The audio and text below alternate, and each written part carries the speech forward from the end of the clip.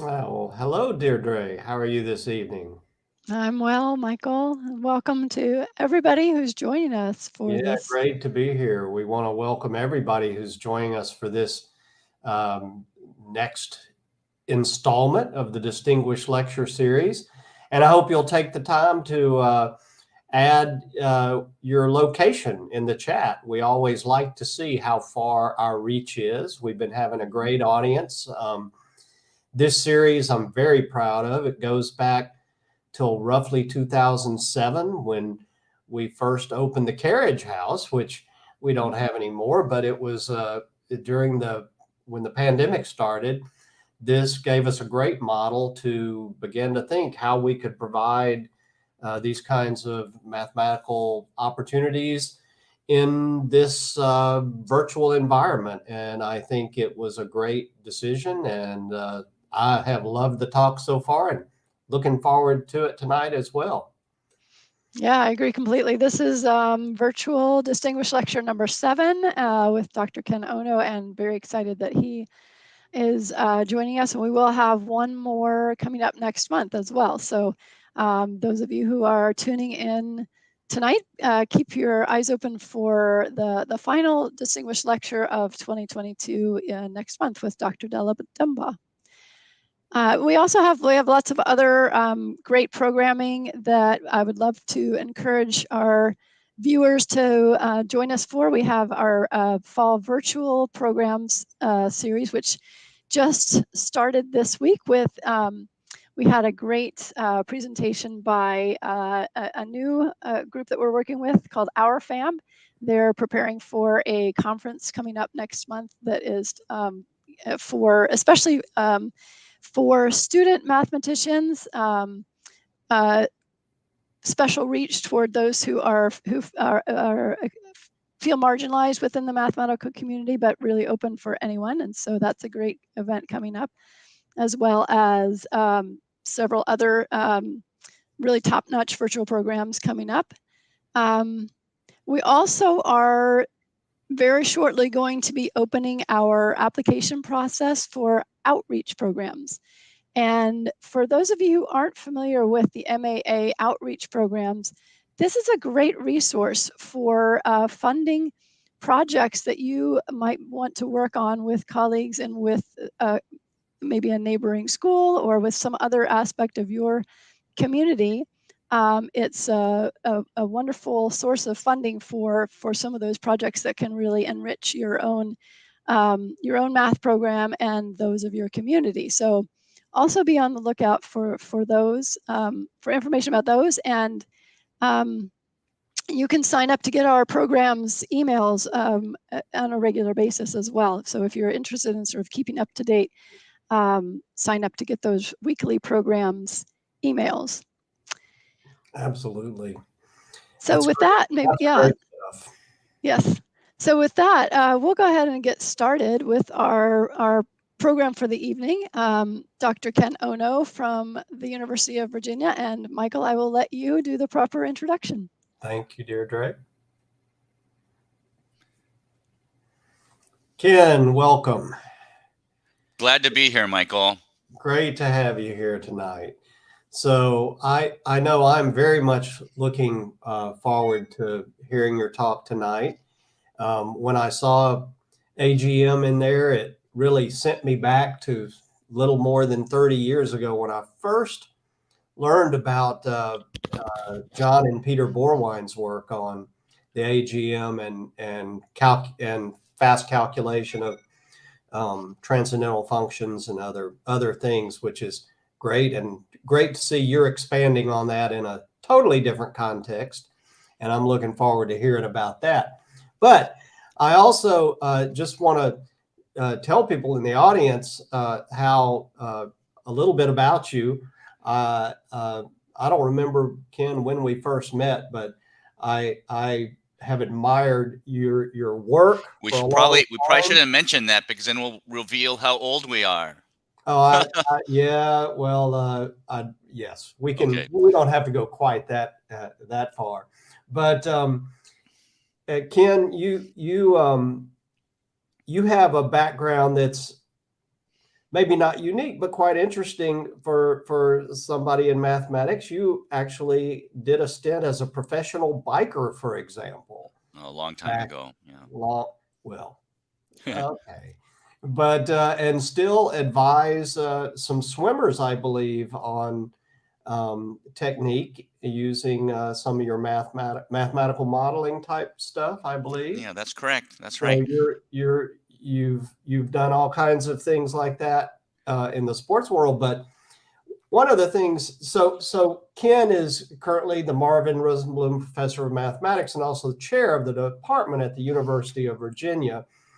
And his mathematics speaks for itself. I'm not going to try to go into detail about his work over the years or all the academic positions he had. But I do want to say, Ken, that one of the things that I just absolutely admire about you is Ken bends over backwards to support young people.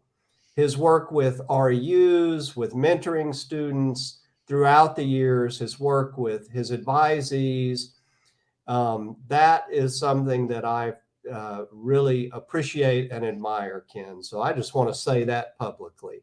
Oh, thank you, Michael. I admire you for all the important work you're doing at the MAA. It's one of the most important societies in higher education. So thank you for all that you do. Well, in my case, I love this organization. I've been a part of it forever. And I would say it's just, I'm lucky to be able to watch so many people do great work. That's what's good about it. Okay, well, again, I'm not going to try to go into all the work you've done in number theory. Ken, another thing I don't know if folks know about it, but the Spirit of Ramanujan Global STEM Talent Search is a really interesting effort that's trying to identify and support young people around the world who may not have the kind of support to do mathematics the way Ken, probably you and I did. Well, your dad was a mathematician. Right, so right. I think you had access to a little bit of I had access, insight. but yeah. So and I think that work to provide access to others is so important. So I appreciate that. All right. Well, let me stop going on. I could enjoy talking just back and forth all night long, but let's get to your lecture, which is what all these folks are waiting for. And I'm looking forward to it as well. So Ken, again, thank you for being here. Looking forward to hearing your talk. Thank you very much, Michael, for the kind and, well, kind of over the top introduction. It's my pleasure. And I've been looking forward to giving this talk for quite some time now. Great. All right, wonderful. So for all of you who are taking time away from your evening to listen to a little bit of math, I recognize you all have a choice. So thank you for being with us tonight. And I'd like to get started. This talk is called Arithmetic and Geometric Means. Somehow they form jellyfish swarms. This talk is essentially an oral version of an article that will soon be published in the American Mathematical Monthly that I had a lot of fun writing with Neelam Saikia, and who is a former postdoc, and Wei Lun Tsai, who is a current postdoc with us here at Virginia. And it's quite pleasing to hear Michael talk about the great book by the Borwein brothers, because that book also inspired me many years ago. And quite frankly, that book plays an important role in the origin of this talk. And so there's no better way than to start by describing some beautiful mathematics that you can read in greater detail in the book by the Borwein brothers. It's called Pi and the AGM. Now I just remember, okay. So to get started, as is typical in number theory, I get to describe some very elementary constructions that quickly lead to, I think, beautiful mathematics. So here on this first slide, I'm just very quickly going to remind you what we mean by an arithmetic mean and a geometric mean. So throughout at least the introduction, A and B will be positive real numbers. And the arithmetic mean, AM of AB, is their average, A plus B over 2. And the geometric mean is a different kind of average. It's the square root of their product. And to be completely concrete, let's start with A being 9 and B equaling 1. So the arithmetic mean, their additive average, is 5. And the geometric mean, the square root of their product, is 3. So completely concrete. Now, the first thing you might learn about the arithmetic and geometric mean, the comparison of the arithmetic and geometric means, is this famous inequality. If A is at least as large as B and they are positive, then the arithmetic mean of A and B is at least as large as the geometric mean of A and B. You can write down a proof using just elementary arithmetic, but I like this picture that I stole from some source on the internet. I don't exactly remember where. Maybe it was George Andrews' book. And so you can prove that the arithmetic mean is at least as large as the geometric mean by comparing these two pictures. Side by side, you see a square of side length A plus B. On the left, it's colored with these beautiful colors. And on the right, it's also colored with these beautiful colors, except the square in the middle is punched out and is white. It turns out that the arithmetic and geometric inequality is just the statement that that square that is white on the right has non-negative volume, non-negative area. And my dog is over there. And so it's very easy to show that the arithmetic mean is at least as large as the geometric mean from this picture. The purpose of this talk, however, is to go far beyond that inequality and consider a dynamical process where we build an intertwined sequence of arithmetic and geometric means iteratively, beginning with two numbers A larger than B, both positive. So the standard thing to do is to consider an infinite sequence of ordered pairs, A1, B1, that's the original input values A and B, followed by A2, B2, A3, B3, and so on. What's the iterative rule? Well, iterative rule is just to define the nth A, AN, to be the arithmetic mean of the previous AN minus 1 and BN minus 1. And to let Bn be the geometric mean of the previous terms, An minus 1 and Bn minus 1. Just to be completely concrete, let's take a typical example. If we go a little bit further with the values 9 and 1 that we started with, so here you can see that the first pair, 9, 1, leads to 5, 3. That was my first example, right? The average of 9 and 1 is 5. The geometric average is 3. But if you then feed 5, 3 into this rule, you can see the arithmetic average is 4, right? 5 plus 3 over 2 is 4. But the geometric mean is not as pretty. The square root of 15 is about 3.8729. If you then feed those two numbers in to these formulas, you then get another pair, 3.9364 dot, dot, dot, 3.9362 dot, dot, dot. And if you go one step further, you find the pattern that I kind of want to emphasize here. The process of iterating arithmetic and geometric means leads to rapidly convergent limits. Okay. And so it's in this way that these rapidly convergent limits, which could be used in problems related to numerical mathematics, but are also related to questions in algebraic geometry, you can first get a deep glimpse of the importance of these rapidly convergent sequences in connection with the question of rapidly computing digits of pi. So let me, and Michael was alluding to that earlier a few minutes ago. So let me remind you of one of Euler's formulas for pi that involves the AGM. It's really quite beautiful. So in 1748, Euler recognized that the arithmetic and geometric mean sequence that you get when you start with square root of 2 and 1 is really quite distinguished. This is the sort of thing that one finds when studying periods in number theory or algebraic geometry. So if you start with square root of 2 and 1 and construct this infinite sequence of ordered pairs, Using this infinite sequence of ordered pairs, you can construct an infinite sequence of real numbers denoted by Pn. What is the nth number Pn? It's given by this formula. This formula shows or identifies Pn to be the square of the nth arithmetic mean divided by this very strange kind of dyadic sum. You want to sum the difference of the squares of each preceding arithmetic and geometric mean weighted by these strange powers of 2. And what Euler proved is, starting with square root of 2 and 1, this then infinite sequence of real numbers Pn converges to pi.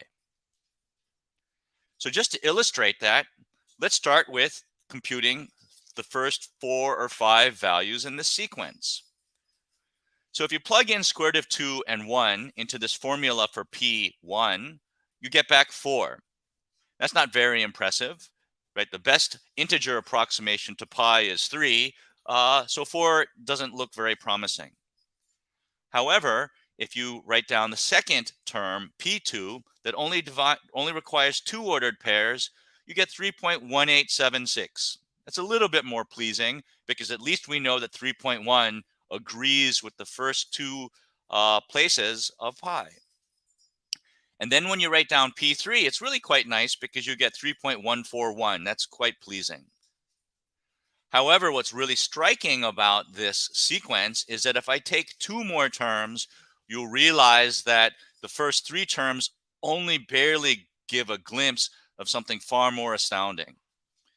You see the 4th term agrees to pi with pi to 11 digits, decimal places, and the 5th one agrees with 20 decimal places. And the Borwein brothers and many others over the years have made great use of formulas like this to prove fascinating theorems about pi. So I don't have time to go into what some of those are, but if you're interested, please do read the book Pi and the AGM. So the purpose of today's talk is to dive a little bit more deeply into the mathematics that underlies this rapid sequence. But we are going to go into a different direction. The direction I want to go into involves arithmetic and geometric means in finite fields. But before I give you a glimpse of what that means, I'd like to take a brief detour to explain some of the remarkable formulas that underlie what Euler and others have made use of. So it turns out that what makes these sequences quite extraordinary is that they embody a beautiful integral. Here's this integral called I of AB. It's an indefinite integral defined using these real numbers a greater than b, which is an elliptic integral. It's an integral from 1 to infinity of 1 over the square root of this cubic. Where do a and b appear in this formula? They appear at the very end, in the 3rd factor in the denominator underneath the square root. The a and b play an important role in that they define the term x minus 1 minus b squared over a squared. One can check that if you just do a change of variables, that this integral I of AB is equal to the integral where a and b are replaced by a plus b over 2, and where b is replaced by the square root of ab. The magical properties about intertwining arithmetic and geometric means are captured by this integral identity, which is easy to check by a change of variable. Therefore, we have infinitely many formulas for I of AB, I of A1, B1, I of A2, B2, I of every AN, BN is a new formula for the same constant that's embodied by this integral. And what Gauss proved, which is so central to the study of arithmetic and geometric means, is that there's a closed formula for these integrals I of AB. And hence, infinitely many formulas for the same values when you replace a and b by any of these terms an and bn. How is this formula described? This formula is described in generally one of 2 ways. In terms of rapidly convergent power series, these formulas are described in terms of hypergeometric functions of 2f1 type. So if you've never seen this before, let me just say that the hypergeometric functions that one studies here are generally taught either in connection to differential equations or perhaps in a foray into special functions. And what the coefficients of these hypergeometric functions are their combinatorial gadgets assembled from products and quotients of generalized factorial functions. And it's in this way that their combinatorial properties play an important role for finding solutions to differential equations. So what I want to do, and that's what started all of this work, was the naive question.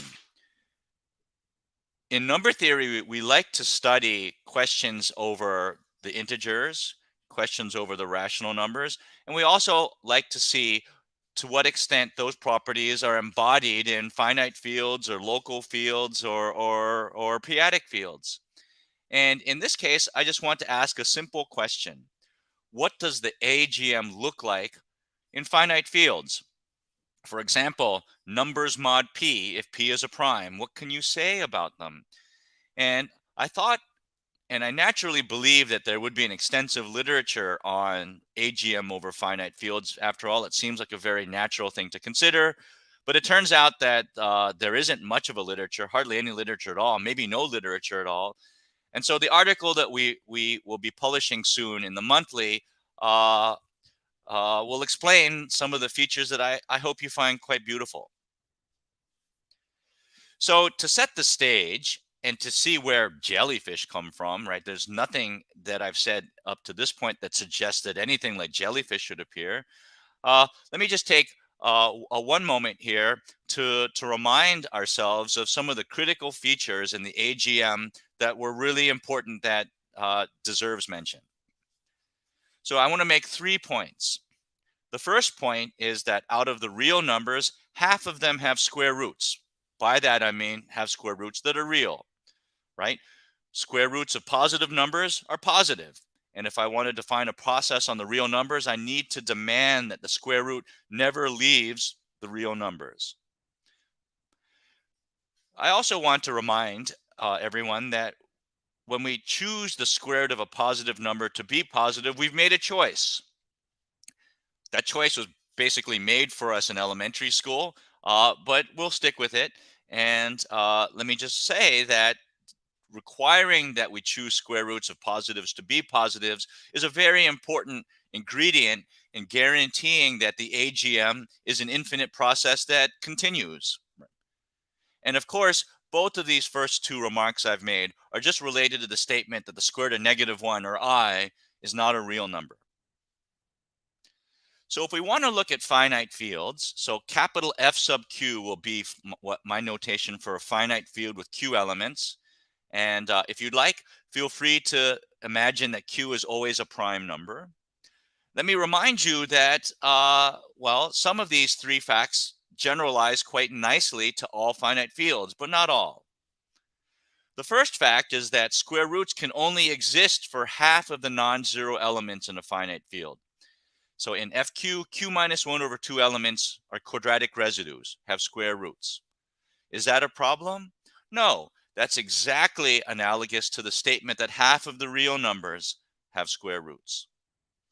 The second point here might be a little bit more problematic.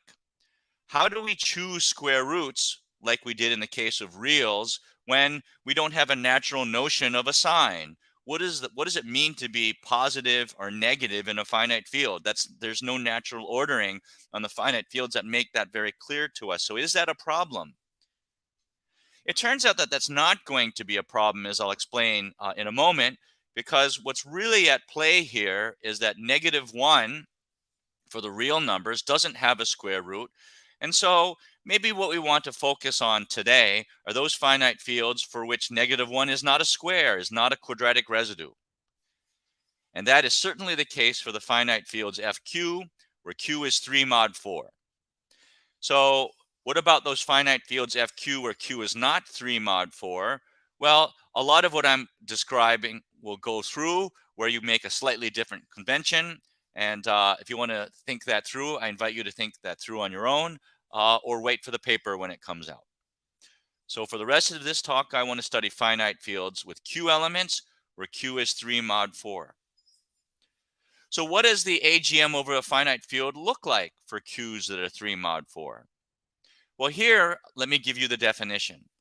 Suppose that A and B are non-zero elements in the finite field. That's what that times means in the superscript.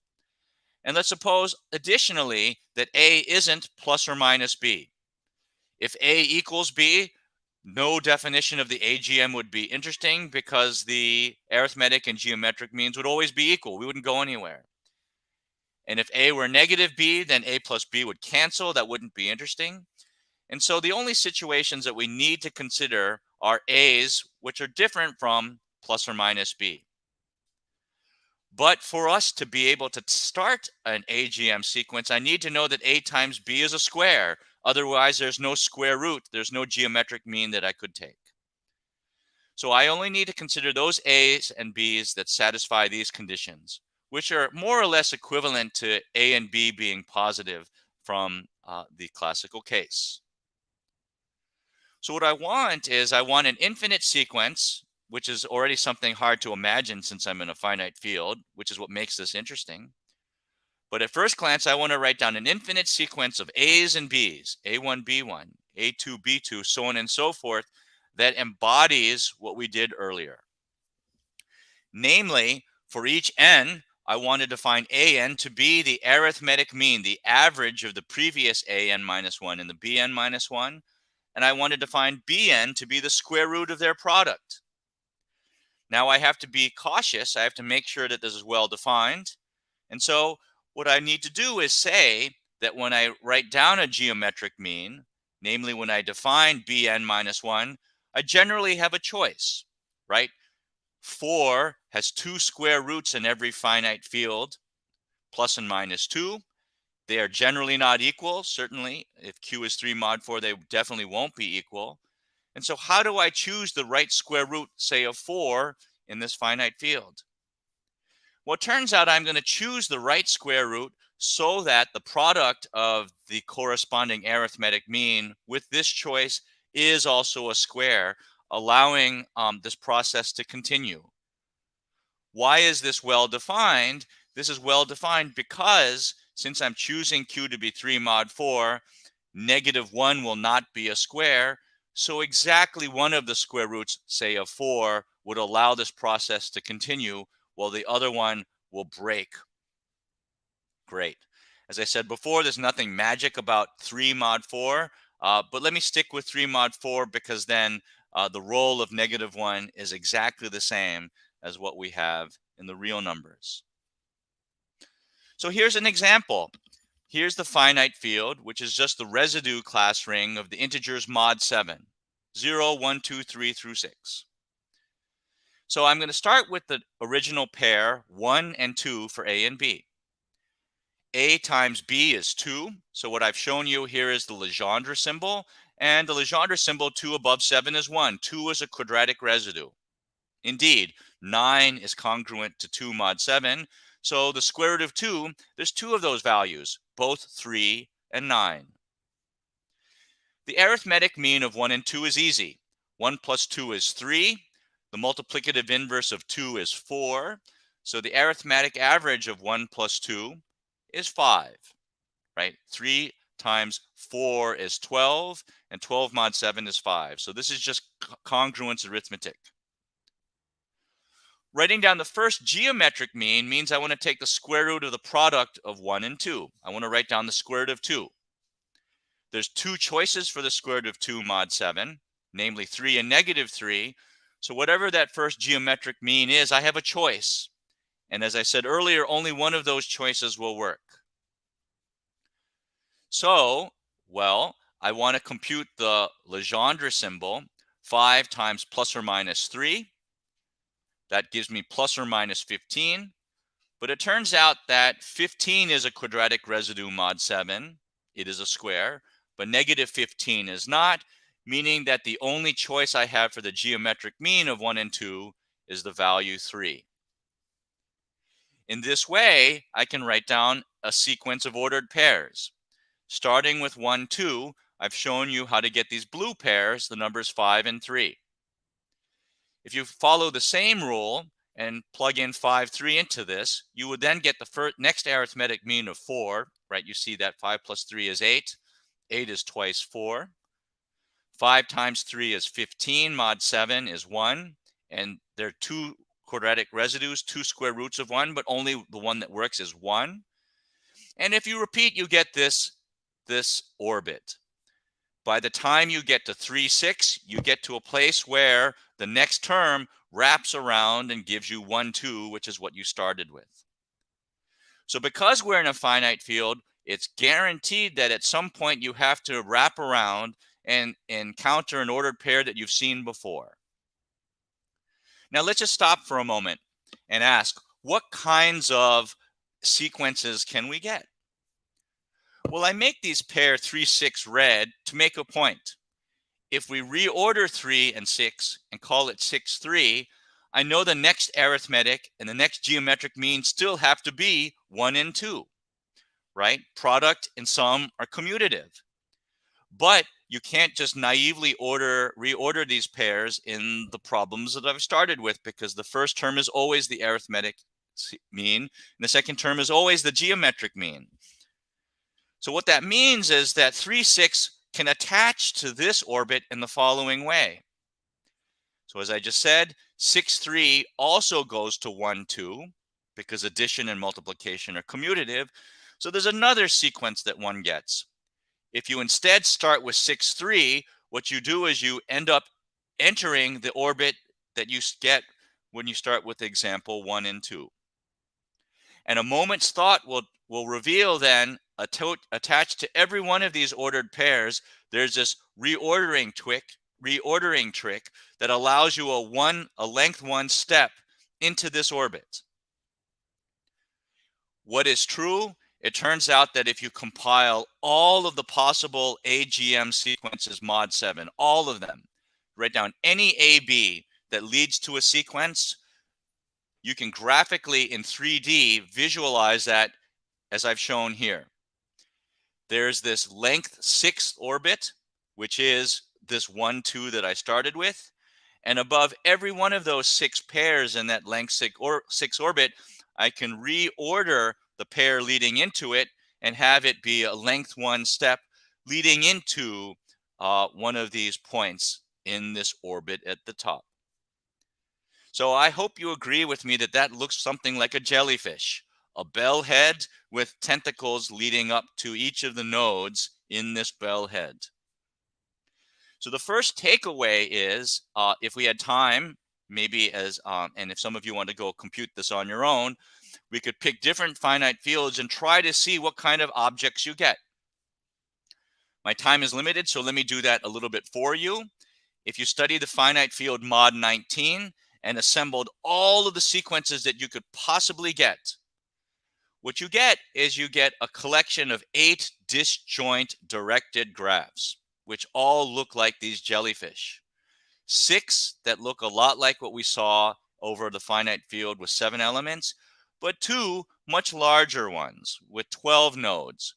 But in all of these cases, there's an orbit with length 1 tentacles leading up to each of the ordered pairs that make up these orbits.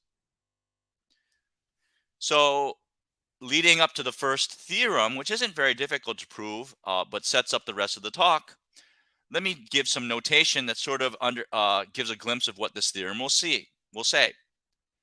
Over every finite field FQ, I'm going to let math cal, this calligraphic J, be the disjoint union of these directed graphs. So for example, there are 8 of these jellyfish. Capital J will be each one of these jellyfish. The number in red, the subscript D of FQ, is a count. It counts the number of jellyfish that there are. So the capital J are the jellyfish, again, bellhead orbits with length 1 tentacles leading up into each node. And let me tell you what's true about every finite field that we're considering here. It turns out that the following are true. every swarm, for every finite field, if you were to count the number of ordered pairs, you can count them, almost like counting spots. There are q minus 1 times q minus 3 over too many nodes. In every finite field, the total number of nodes that comes up is fixed. And this is more or less an exercise that you could give in a homework set where you're beginning to introduce the notion of quadratic residues. So that's easy. A little bit less easy, but not too difficult, is this second claim that I've already alluded to. These swarms are disjoint unions of directed graphs. What does each directed graph look like? It looks like a jellyfish, an orbit with length 1 tentacles leading up into each ordered pair. Yeah, so Joshua Holden here in the comment section, Josh is an expert in the theory of elliptic curves. He's right. These exist in nature. I'll end with that towards the end of the talk, talking about what are called isogeny volcanoes. But here, these isogeny volcanoes, I call them jellyfish. So he's spot on. Thank you, Joshua, for those comments. And great to see you. Thank you for tuning in. And the fourth point I'd like to make here is that, well, there's a group action. So the first time you introduce group actions on sets, it might seem like a good exercise to give examples of group actions. We could do that here in the context of relabeling ordered pairs. And so if you define capital N sub little n to be the number of jellyfish with little n nodes, then it turns out that little n times the number of jellyfish with little n nodes, that's always a multiple of q minus 1. So let me just say that these three statements that make up this theorem forms the basis of what I think are really beautiful excursions into stuff that just arises from congruences mod q. So where's the really interesting stuff? The really interesting stuff comes up if you start to play with different finite fields to see what kind of swarms that you get. So here's a very innocent question. How large are the jellyfish? How many jellyfish are there? I give you a finite field. You can write a computer program to build these pictures as I've shown them. And what do you get? Well, in this remark, I want to point out a number of things. The first thing I want to point out is, one, over the finite field with 67 elements, there are some tiny 18-node jellyfish. That means a bell head of length 9 with 9 tentacles leading up to each of those nodes. But in the finite field with 83 elements, my point being 83 is not that much larger than a finite field with 67 elements. If you do the calculation, you'll find there's a gigantic 410 node jellyfish. What is it about the finite field F67 that says when you start with AB, the odds are extremely high that it's going to come full circle much, much more rapidly than F83? Is the finite field with 83 elements somehow more complicated? What explains this chaotic distribution? So I want to make a very important point. So this table reveals some of the things that I think that are important here. So if you remember, I defined D of FQ to be the count of the number of jellyfish, the number of disjoint directed graphs that one gets by compiling all of the AGM sequences. So what I've done is I've turned some numbers red. So and some numbers blue. I think blue, my eyes are deceiving me. Let's look at the finite field with 191 elements and compare and contrast that with the finite field with 199 elements. Those are consecutive primes that are 3 mod 4. In the finite field with 191 elements, there's only 14 jellyfish. That means if you pick an AB and go through this process, you got to wait a long time because there's only 14 of these directed graphs. You have to wait so long that you might actually wonder if your computer program had a mistake in it. Whereas in the finite field with only 8 more elements, there's 101 jellyfish. They're all little tiny itty bitty ones. It's almost like in the finite field with 199 elements, it's against the law for there to be anything but little infant jellyfish. But in the finite field with 191 elements, they're all like mature. Okay, so sort of like what's his name? Lonely George in the Galapagos Islands versus the little sea turtles that you might see trying to scamper off into the ocean when they're hatched. Okay, what is it about that? So I think this is really interesting because you could give to your students these calculations and they'll scratch their head. What is it about 191 or 211 versus 223 that makes these congruences be so different? So let me begin to explain what's going on here. What I want to explain is that all of this arithmetic is a glimpse of how number theory could be like biology.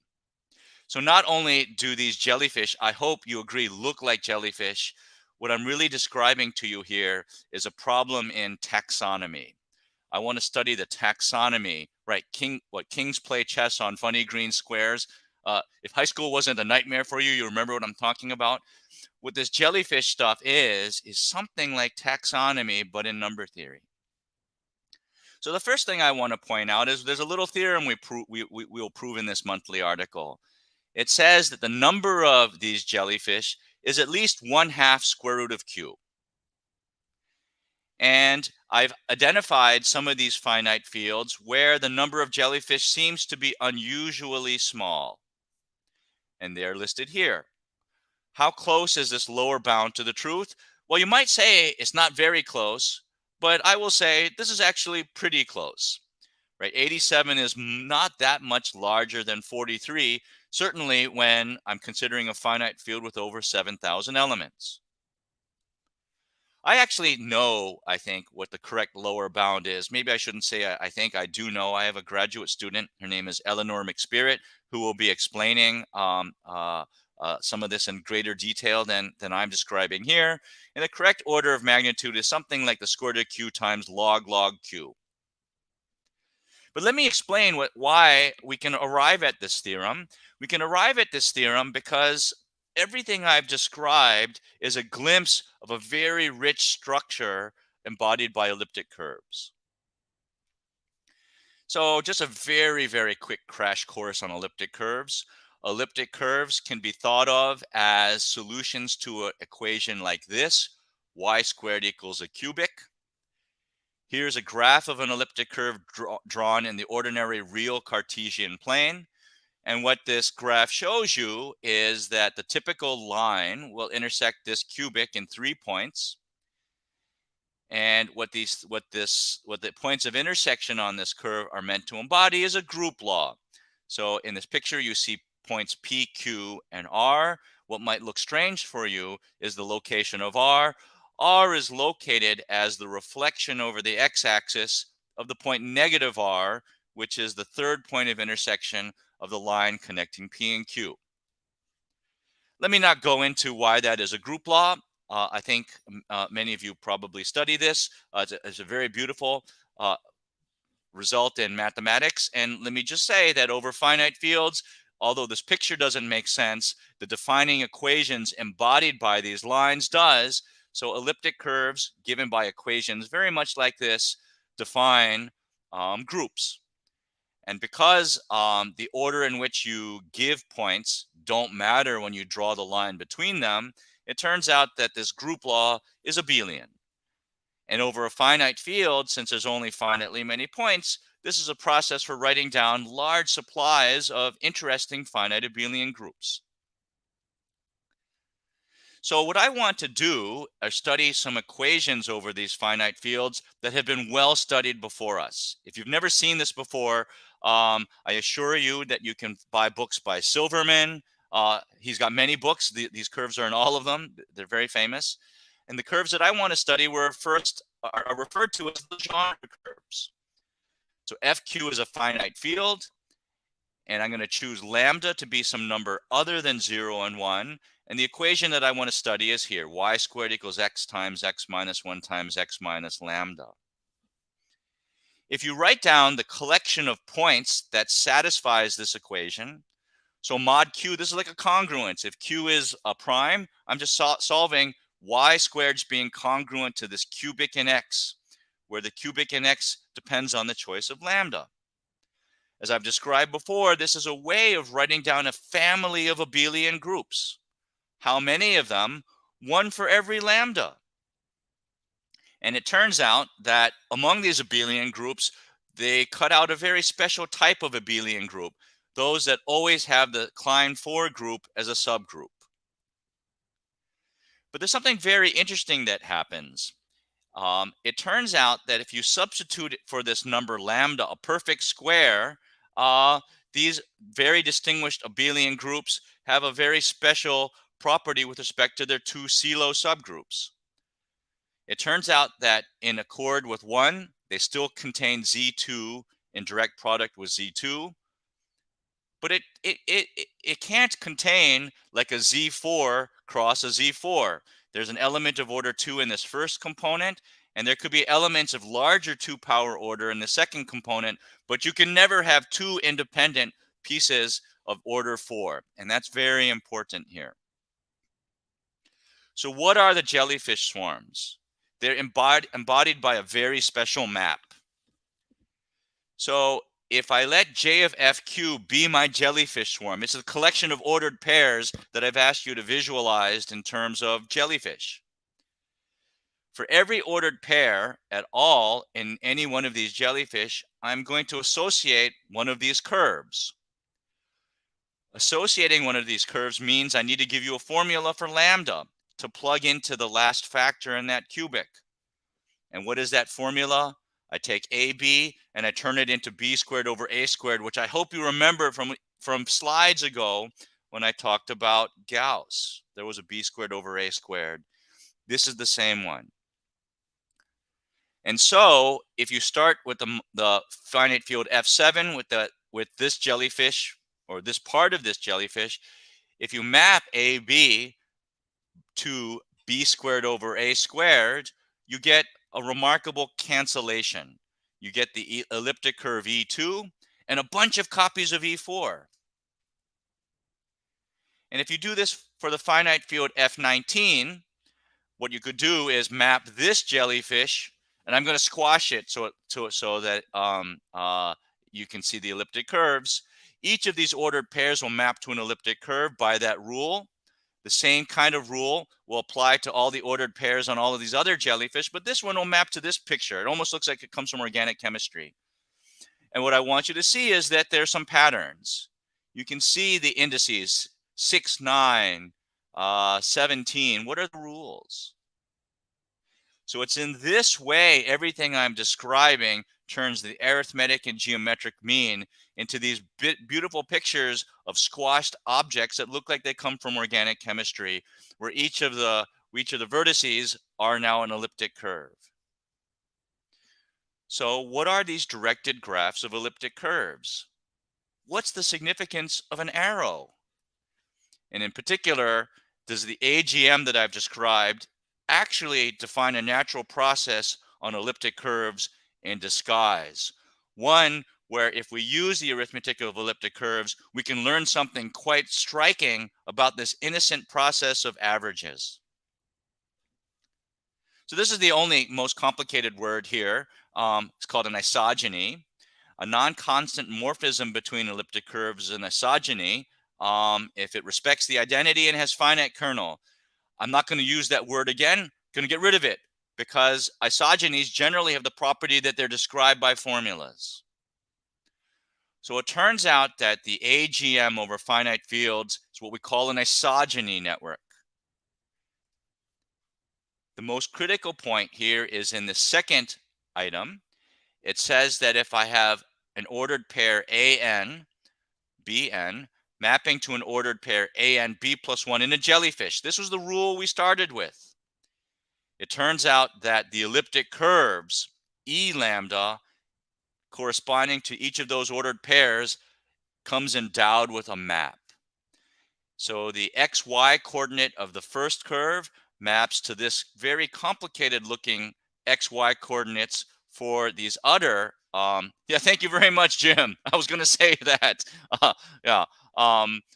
Is a map between these elliptic curves. And in terms of the kernel corresponds to the group generated by 0, 0.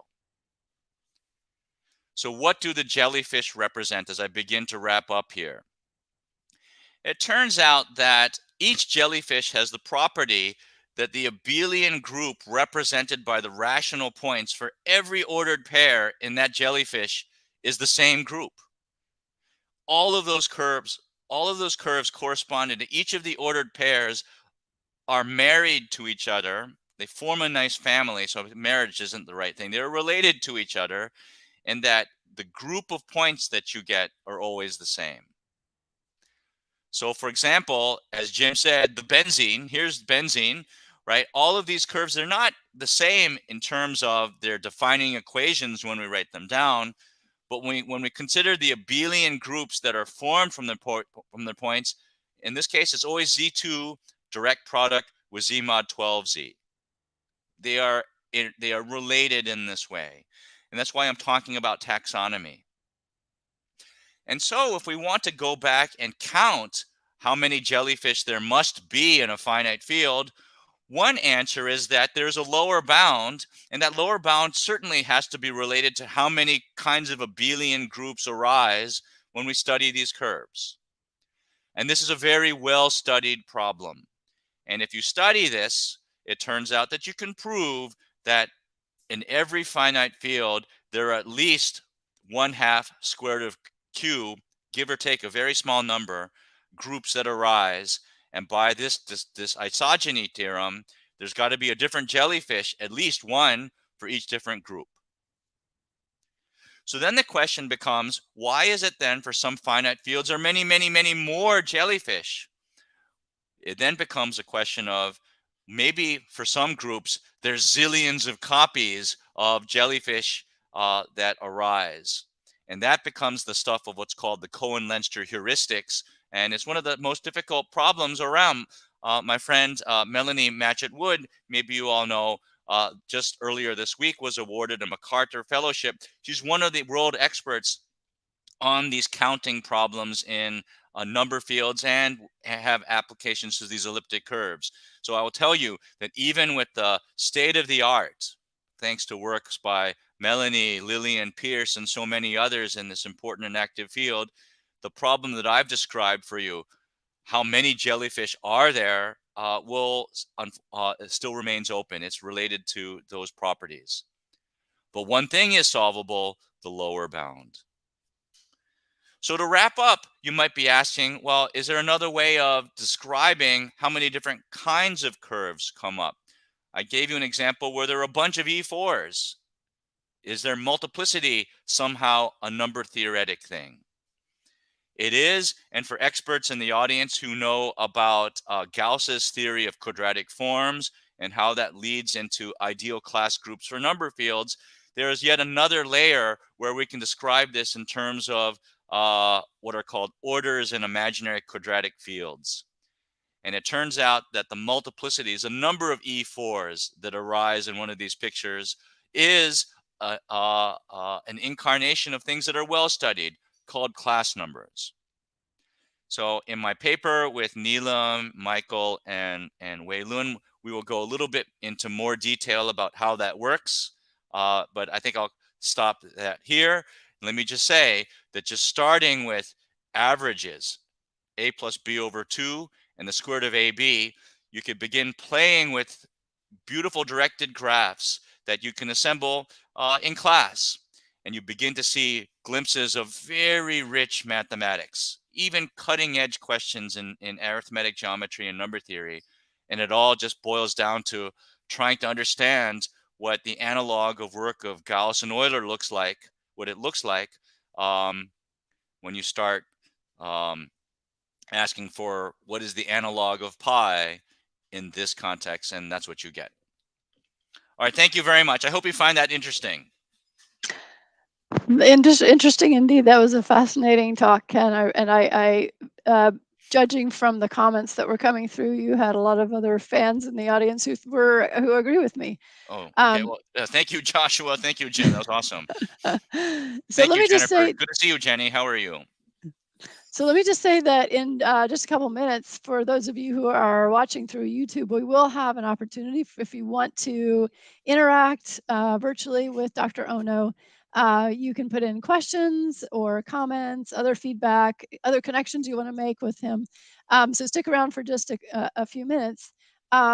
We also, as just showed up in the chat, we also want to invite each of you to give your feedback. We are interested in your thoughts on these distinguished lectures. And so please just take a couple minutes to complete the post-event survey link there.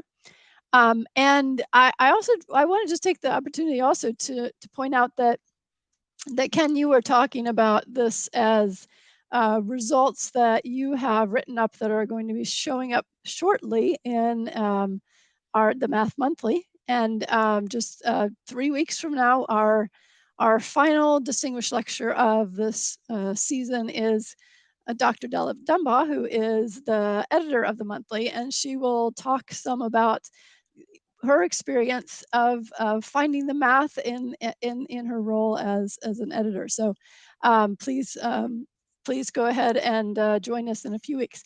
And let me just quickly say that in answer to the question about having access to this video, yes, if you enjoyed the video, if you, like me, maybe need to watch it a couple more times to catch the subtleties that came up in the end, it will be posted on YouTube, and you can watch it or share it or encourage students to watch it moving on into the future. So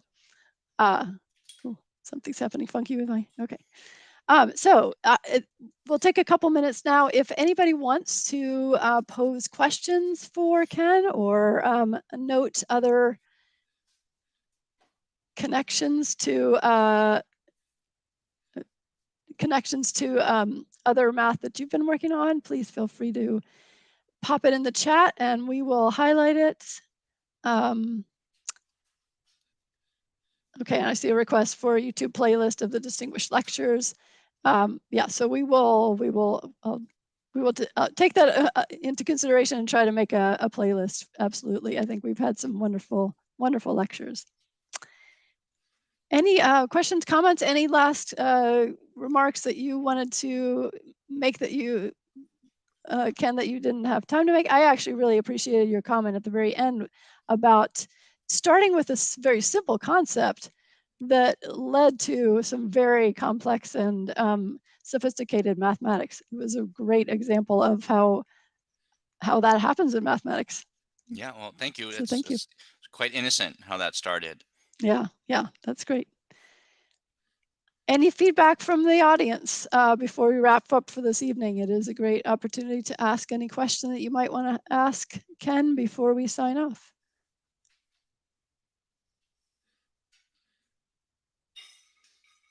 Okay.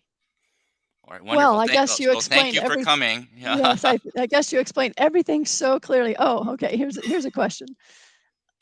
Oh, from Joshua. Are there yeah, generalizations? Joshua. I need to think that through. Yeah. Okay. So there are definitely generalizations to all sorts of different kinds of isogenies, but the way that you would visualize them would generally be very different from, I think, what I described as jellyfish.